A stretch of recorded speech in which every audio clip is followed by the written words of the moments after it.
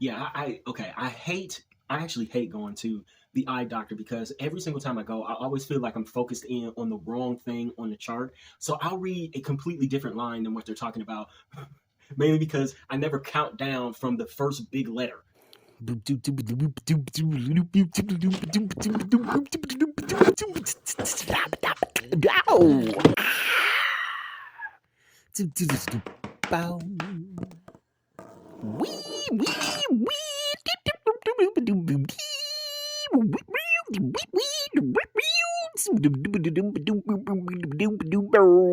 Wow. What's up, everybody? My name is Michael Stephenson. Welcome to my YouTube channel. You are currently watching my r/entertainment industry series. I ask that if this is your first video on this channel, I ask that you please go back and watch some of my previous videos, starting at like number 1. I know that's a lot of videos, but on this channel, I'm trying to build up a particular lingo or language. So I have quite a few foundational videos that help to do that, so that you just have the same shorthand, that we all have the same shorthand, and you don't have to ask about like, what is the Avatar error? What do you mean by that? What is the Lost effect? What do you mean by that? What is the Rocky Horror Picture Syndrome? What do you mean by that? You just know because you've seen those videos. So tonight, because it is part of the Marvel movie month, and I am talking and focusing on Marvel and the MCU, the current MCU, what they are doing right, what they are doing wrong, things that they can improve upon, I wanted to actually turn the focus back on us. So again, if you have been following in my videos, you should know by now that I am not one of those channels on YouTube that says that, oh, all of the stuff that's wrong right now has to do solely with the business, or has to do solely with the people creating the stuff, right? I instead divide the responsibility between 3 things, all of which I feel like I am a member of. First is the actual business people. I went to business school, for business management, and I would absolutely love to work on the behind the scenes, producing films, work within the offices of the industry. The second is the artists / entertainers, of which I also am part of that class. I am currently a writer. I want very much so to be a actor. An actor was really what I wanted to be more than a writer, as well as be a director, a producer, all those things. And then, of course, the third class we are all in, and that is being a consumer / fan. Most other channels will probably excuse the fan part, the fandom, and say that we have no responsibility in how things are made or created in Hollywood.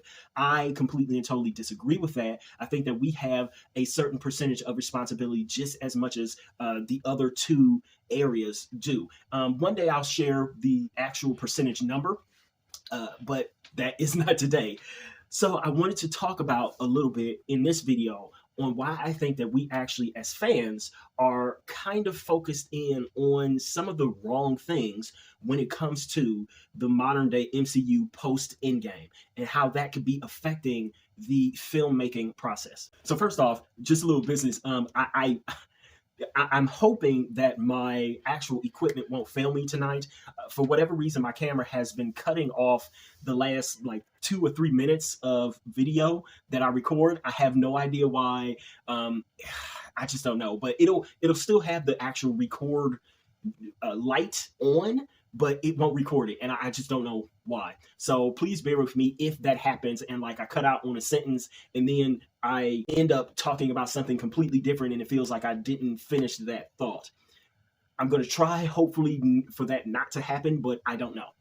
So I wanted to focus tonight on 3 things. 1 or maybe even 2 of these things I'll probably talk about in greater detail in their own videos, but I think that these 3 things are something that we as fans, or at least from what I've seen from across the internet, on YouTube, Reddit, Twitter, etc., pretty much anywhere you can look on social media, and even in professionally written articles or blogs and what have you, things like Screen Rant, the Hollywood Reporter even. I wanted to talk about at least 3 things that I think we have been focused on, and I'm not sure that we should be focused in on them that much. So the first thing is this idea of doing it right, that Marvel should be, of how Marvel should be doing their films right now. So at this point, let me back up and say this.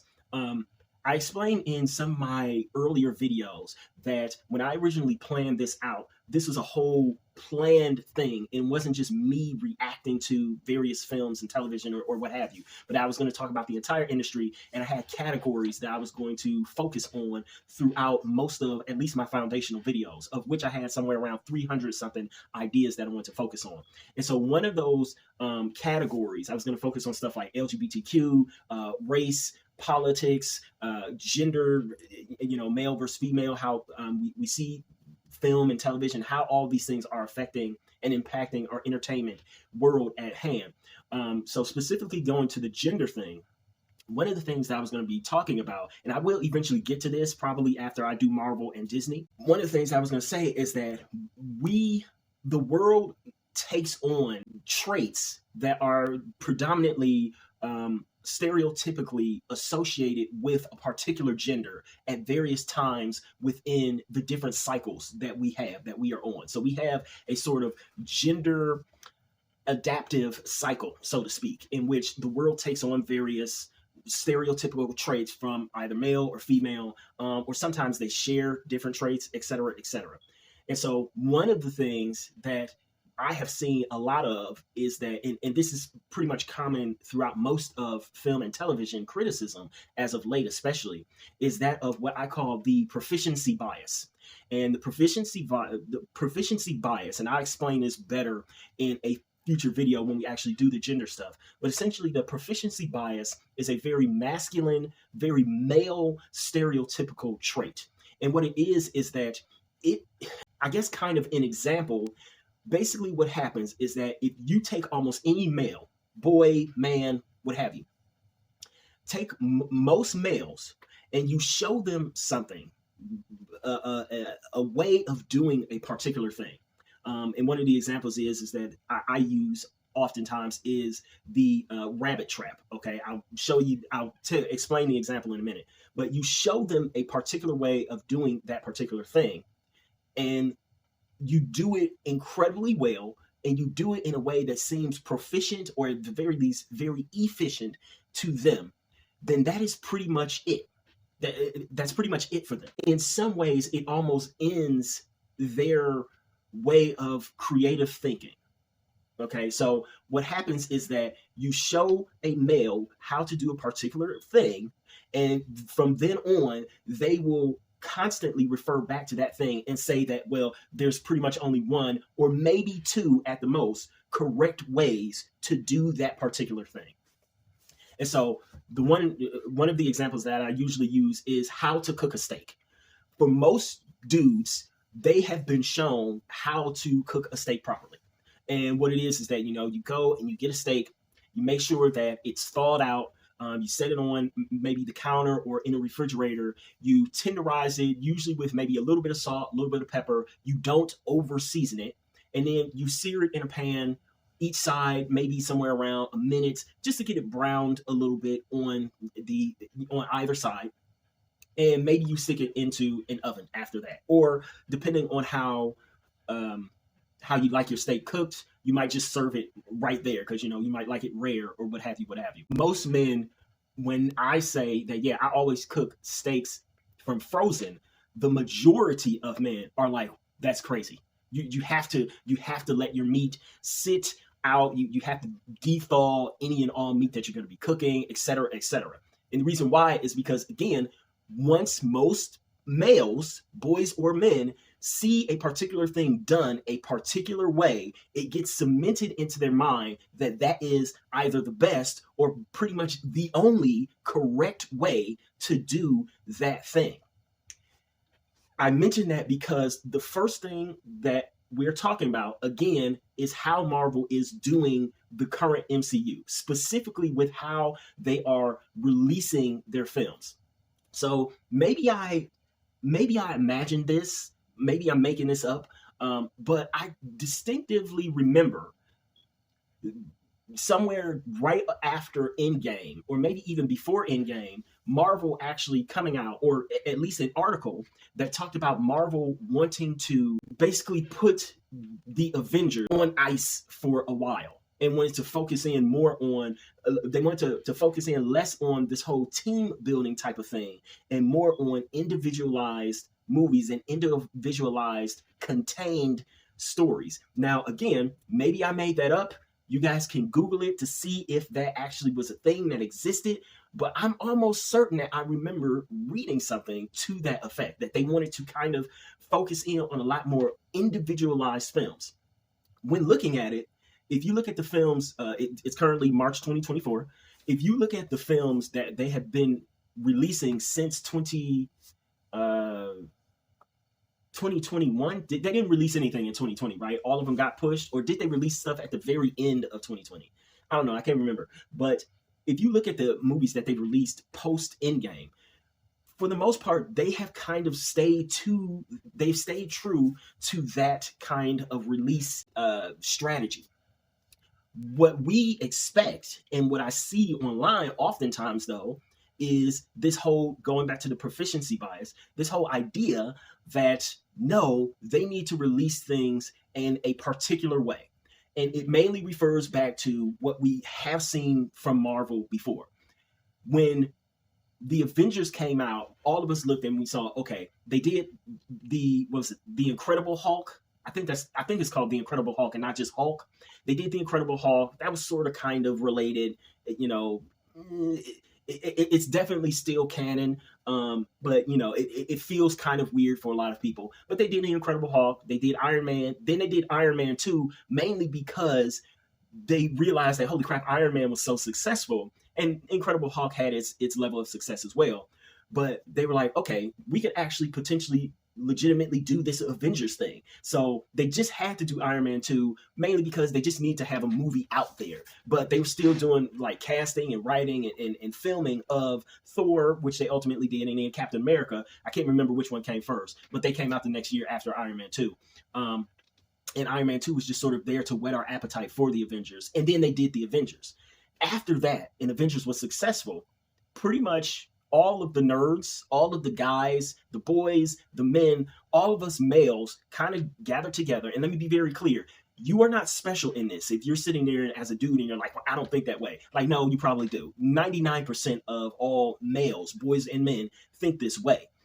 So it's not something that is easily escapable. It is a gender stereotype, but stereotypes, specifically gender stereotypes, exist for a reason. Almost everybody said, well, boom, that's the way you do it. You do a few individualized movies, and then you do the team up movie, and then you go back to the individualized movies.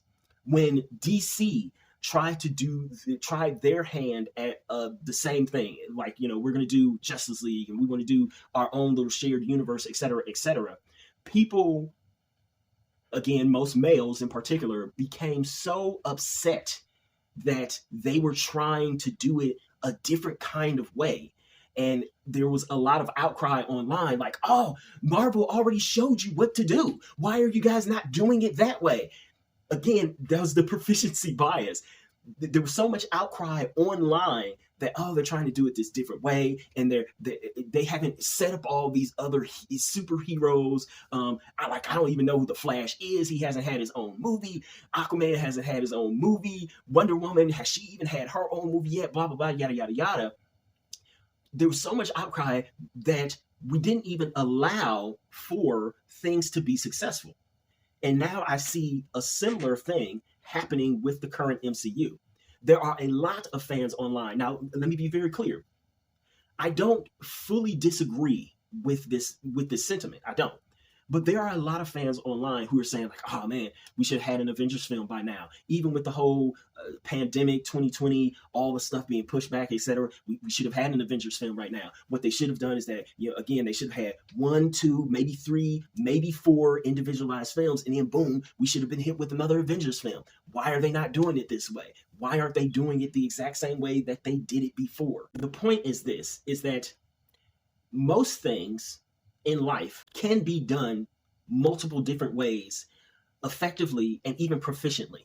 And the biggest thing is that we need to, almost anything in life needs to be given a chance to be successful. I know that we always talk about, especially online, especially in this current culture of everything is like super ultra conservative, and there's this whole idea of bootstrapping everything, and you are responsible for your own actions, and you are solely responsible for anything and everything that happens to you in life, all this stuff, blah blah blah. We don't like to think of the idea that things need to be allowed to be successful. Things need to be allowed to flourish. Our idea is always based on this notion that everything is earned through a fight or through some sort of action that we take. We don't like the idea of luck, or that things are allowed to do something. The idea that something is allowed feels like someone else has control over us, or that we simply are not in full and total control of our lives.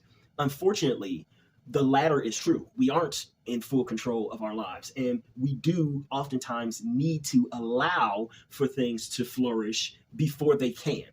And so that is where I bring in the other example, that of the rabbit trap. There are two hungry hunters, and they're sitting out on a prairie, and they suddenly see a family of rabbits. It's like four male rabbits just all hopping along. And they say, oh my God, there's no other food around. But if we catch one of those rabbits, we could eat for the night and have enough energy to make it back to civilization. So the problem is that one hunter, the big, bold, strong hunter, he decides to grab a pointy stick. And so the big burly hunter, he has his stick. Now, this has worked for him before. He has hunted rabbits in the wild, in the prairie before, and he has actually been successful somewhere around 2% of the time. So, it's not nothing, but it's certainly not incredibly something. It's certainly not overwhelmingly successful, but it has worked before. And he has seen it work before. So he goes and he takes his stick and he hides in his tall grasses, and he is just going to wait for the bunnies to pass and then throw the stick, and hope that he can spear through a rabbit so that they can eat later. Well, the problem is that the other hunter has an idea. And his idea is that he wants to build a rabbit trap. And he wants this rabbit trap, which he'll make out of sticks, to basically lure the rabbits in, and then they'll fall into this hole and won't be able to get out. And he thinks that he can catch potentially all four rabbits if he's really lucky. But he knows that he can probably catch one. But it hasn't ever worked before because he's never tried it. This is the first time that he's ever had this idea. The problem between these two hunters is that every time the second hunter builds his trap and sort of gets it into place, the first hunter sees the rabbits hopping by and he throws his spear. Spear misses. Throws his spear. Spear misses. He hops out of the grass one time and throws his spear. The spear misses. One time he's so close that the rabbit, that he just stabs his spear down. He doesn't even have to throw it. Still misses. The big problem, again, is that if that big burly first hunter never even allows for the second hunter, for his contraption to even sort of try to work, because the rabbits are always scared away before they even get to the trap. If he never even allows for it to work in any way, shape, or form, then he'll never know whether it actually can work or not. And the two hunters then spend much of their time arguing and fighting over whether or not this is a proper way or proficient way to do this, to catch rabbits to eat. Ultimately, they then starve because they never catch any rabbits, because they never allow for the other contraption to potentially work. Now, will it work? Again, we actually don't even know in the example if it will work or not. Chances are high that, yeah, it probably will, because the second one is using his mind to come up with a better way to do something. That's roughly what only about 1 to 2% of most males will actually do for larger things within their lives. They will actually try to come up with a new and inventive way to do things. Almost all other males, boys and men, once they see an example set for them, it doesn't matter what it is: how to treat a woman, how to be a good father, how to drive a car, how to cook a steak, how to hunt, how to whatever.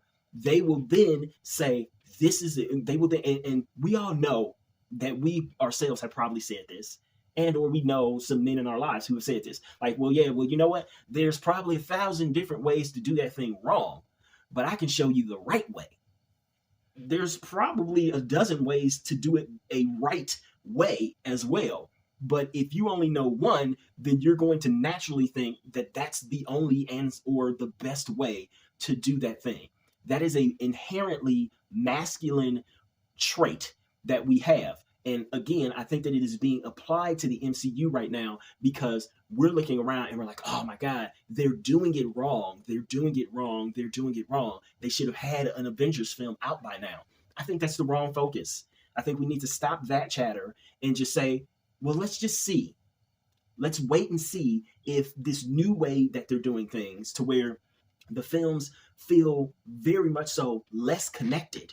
And as an aside, I was going to put this in its own entirely different video, and I still might, but they have Marvel has, instead of allowing for and making the films feel a lot more connected, they've, instead of doing that, have made the films be more connected, not to each other, but more connected to the TV shows. Now that is in and of itself a problem, and we'll talk about that in another video. But going back to it, we have to give it a chance. Like, we have to give this a chance because there is potential that the disconnectivity of everything might actually turn out to be a positive in the future for them telling stories. All I'm saying is that, again, Marvel did show us the first time a good and proficient way of building the shared universe. Now that they are trying to branch out and do something a little bit different, and really all they're really doing is that they're extending the first part of that phase before they get to an Avengers film, maybe that could work too. We have to give it a chance to see. So the second thing, moving on, the second thing that we are focused on, and I know that I'm going to get a lot of flack for this, but it needs to be talked about. And let me be very clear, I am not in any way, shape, or form afraid of talking about toxic fandom or any of the political crap that is currently going on that is affecting our art and entertainment. And I even had a full week in which I was going to talk about politics and how certain political leanings, let's not mention them here in this video, but y'all know which leanings, are ill affecting almost everything about art and entertainment. And they kind of always have, but you know, they are just so pervasive right now that it's very annoying, and they're bringing a damper to almost everything that we talk about, not just in entertainment, but pretty much in the world. But it needs to be said that we should stop talking about and focusing on this idea of the MSheU, right? So let me also say this. This is a thing that's going to have its own video because this is in and of itself a much bigger topic. So I'm not even going to talk about it in depth here, but just know that me mentioning it, I have such a huge problem with this. For starters, as I said, I don't have a problem talking about toxic fandoms. The idea that some men, some males, and keeping it real fresh and funky, there are even some women, some females, some girls and women, although it's mostly like older women a little bit who are, I guess, anti-feminine or anti-feminist. The idea that there is somehow a problem with the MCU having now a large amount of females, a large amount of femininity, a large amount of women in it, as well as girls, because, you know, yes, technically Kamala Khan is played by Iman Vellani, and she's technically of legal age. She's a woman, but, you know, she's playing a girl character who's, I believe, supposed to be in high school, all that stuff, right? Even though, yes, it has a lot of female characters right now. So what? So what? We should not be, some of you should not be so quick to try to show how foolish you are in embracing sexism openly. Now you can try to undercut it and just, you know, all the stupid arguments that you can make all you want to, all the excuses that you make. Oh, well, you know, yeah, sometimes I say the MSheU, but it's a joke, dude. I'm not sexist, this, that, like, so what? Or yeah, it does have a lot of women in it, but it's saying the MSheU is not a sexist thing. Yes, it is. Let's just keep it real. It is. Stop trying to hide and say, well, oh no, I'm not sexist just because I use this. Like, it's a sexist term. Pointing out that the MCU in and of itself has a lot more female characters now than it did before, what is the point in pointing that out? Think that through before you start arguing or before you start saying stuff about it. What is the point in pointing out that yes, the MCU has more women now and saying that it's an MSheU? Because the only point that I can think of is that it is a sexist dig at the MCU. There is no other reason. Like, did we call the MCU pre-Endgame? Did we call it the MHEU? The MHEU? No, we didn't. We didn't point out that, oh man, all these heroes are masculine. So what's the point in pointing out that there's a lot of females now? There's a lot of women that are heroes, that are heroines now. There isn't one. So again, that'll have its own video. I'm going to get off of it right now. But like I said, don't focus in on that. It's not really a flaw. There are other things that are real legitimate flaws in the MCU. That in and of itself is not a flaw. It's just not. It's not. It's not. And so then the third thing that I want to talk about is sort of going back to the first thing. This idea that, again, a lot of us as fans, not really me, but a lot of you all as fans, whether it be on, again, just across social media, here on YouTube as well, a lot of you have said that, oh my God, you know, the whole idea of the Avengers, right? You go back to this idea that, oh, they've released too many individualized films. And they needed to have an Avengers film at this point. We needed to have an Avengers film at this point. Why haven't we had an Avengers film at this point? It makes no sense that we haven't had an Avengers film at this point, right? The problem with focusing in on that and why we haven't had an Avengers film and why, goodness, what is the Kang film, which is now being renamed. And if you haven't seen my video on Kang, I please ask that you do. I definitely want to play Kang. I'm going to mention that in every one of these Marvel videos until, I don't know, until something happens. So, you know, help me to go viral so I could potentially get a meeting or a audition to play Kang, even if you don't like me. And all of that chatter about how we haven't had an Avengers film and about how I think it's going to be like 7 or 8 years between the last Avengers film and the next Avengers film, last Avengers film being Endgame. It feels like we focused so much on not having an Avengers film that we have forgotten to ask the most pertinent question. And that is, with the state of the MCU, the characters that we have within the MCU right now, do we even need the Avengers? Now, again, I know in the real world, we feel like we need another Avengers film. But in the MCU, does it feel like they actually need the Avengers at all? Because here's one of the interesting things that I've seen, one of the interesting sort of arguments that I've seen. And I brought this up in the Kang video as well. And this to me is also, yet again, another reason why I think that we need Kang more than anything. Because first off, Kang, you have to realize, unlike Doctor Doom or even Galactus, he in and of himself is mostly, he's not usually associated with any one specific hero within the comic book. His biggest adversary usually is the Avengers. Now, Fantastic Four are sort of like second in there, but Doctor Doom is far more associated with the Fantastic Four. Like, they are definitely his adversaries.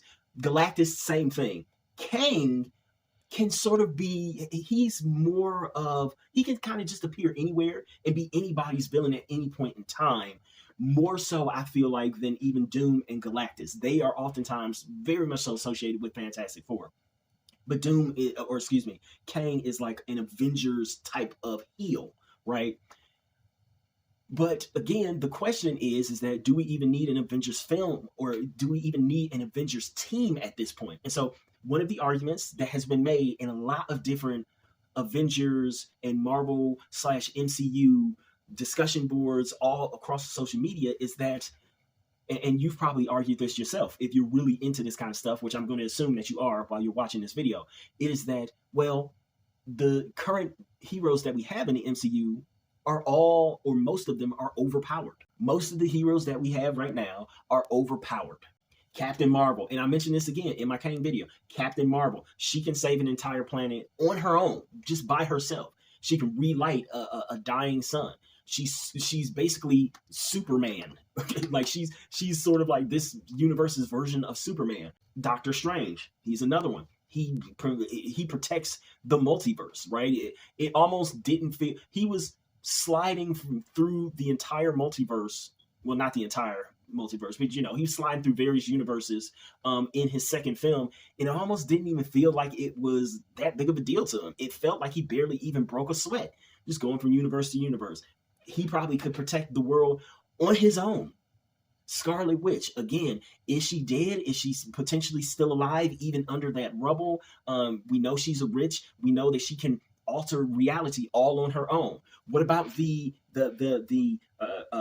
white and gray Vision that's out there? Like, he's just flying around out there. He has pretty much all of the powers as the original Vision, and yet almost none of the humanity. He himself is a super powered individual. You have Miss Marvel, you have the Eternals. It feels like all of them have finally, we've gone from a point in which we had humans with a few super upgrades, let's say. I feel like I didn't fully explain that in my Kang video very well with Captain America, right? He is a super soldier, yes, but he's not any way, shape, or form in the same lane or same league as a Captain Marvel, right? We still have Thor out there, and not only that, but we have a baby Thor, basically, with that little girl running around with him. All of these superheroes seem to be overpowered. And with that complaint that we often lodge, comes the second thing of like, well, they nerfed these superheroes in various films, because in the comic books, and again, I don't like to give into the Lost effect, so I'm not really going to go super heavy on it, but a lot of people will say, well, in the comic books, this hero can do this amazing thing, or they can do that amazing thing, or, in the movies, these superheroes feel much weaker. I mean, for goodness sake, we have a Hulk, and now we also have Scar, and then we also still have Abomination out there in the MCU, even though I know a lot of you want to forget She-Hulk. I actually thought it was okay. Not to mention we're going to have the Leader, we're going to have the Red Hulk. It feels like a lot of our superheroes are overpowered right now, and a lot of them were nerfed in past movies.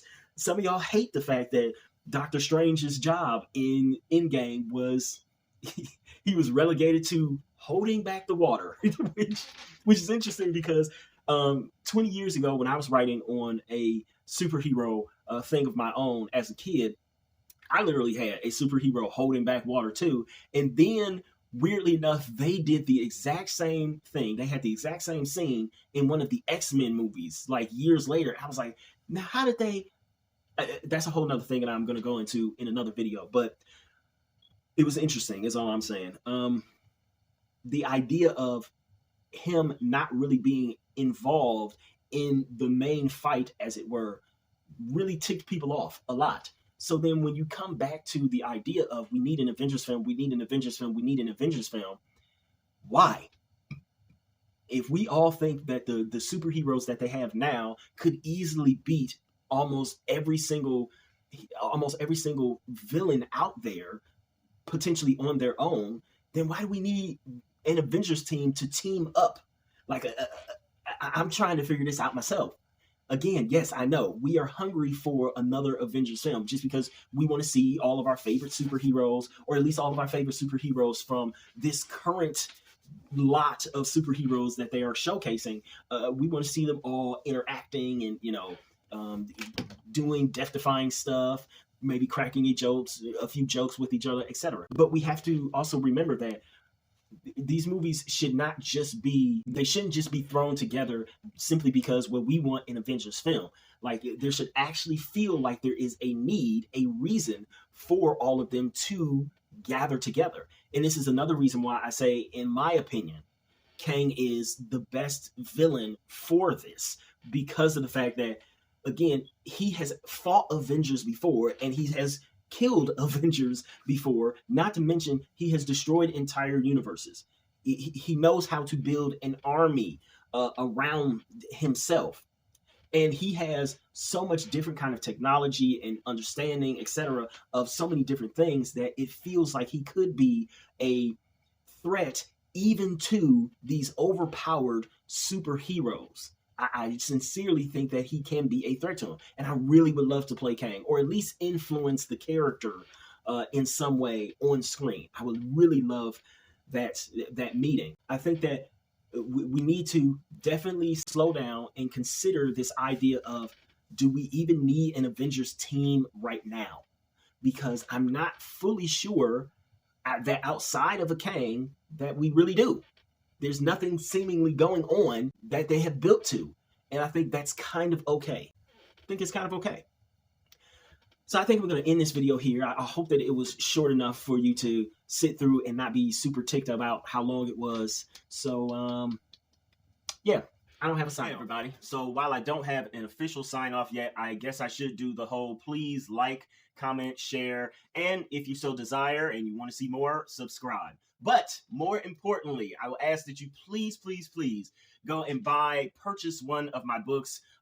They are mostly ebooks, and pretty much they are all under $10. See if any of my work is actually any good, if it lives up to any of the things that I'm talking about here on my channel, specifically with the entertainment industry videos. So please go purchase my books. All of my links are down below. Thank you.